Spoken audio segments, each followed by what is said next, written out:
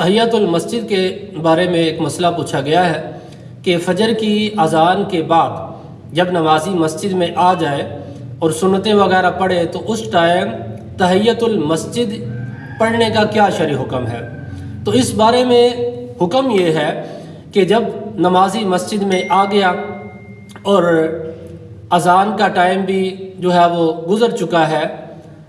اور اس وقت اب اس نے 2 سنتیں پڑھنی ہیں،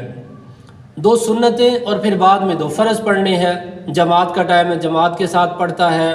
یا جماعت ہو چکی ہے جماعت کے بعد پڑھتا ہے۔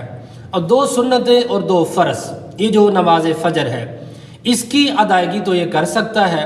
باقی اس کے علاوہ یہ جو ٹائم ہے یعنی اذان کا ٹائم جب شروع ہو جاتا ہے اس سے بعد سے لے کر طلوع آفتاب تک، اس دوران نفلی عبادت یہ منع ہے۔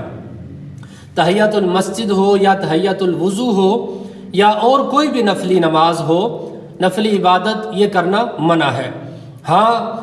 بعد میں یعنی جب طلوع آفتاب ہو جائے، طلوع آفتاب کے کم از کم 20 منٹ سے بعد جب وقت گزر جائے تو اس کے بعد یہ پڑھنا چاہے تو دیگر جو نوافل وغیرہ وہ پڑھ سکتا ہے، لیکن جہاں تک تحیۃ المسجد کا تعلق ہے تو نماز فجر سے پہلے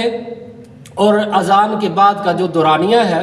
اس دوران نبی کریم علیہ الصلوۃ والسلام سے بھی فجر کی 2 سنتیں پڑھنا ثابت ہے یا فرض پڑھنا ثابت ہے نماز کے ٹائم۔ باقی جو تحیۃ المسجد وغیرہ تو یہ نبی کریم صلی اللہ تعالیٰ علیہ وآلہ وسلم سے پڑھنا ثابت نہیں ہے، تو فلہٰذا نمازی کے لیے جو مسجد میں آیا ہے اس کے لیے اب حکم یہی ہوگا کہ وہ سنتیں پڑھے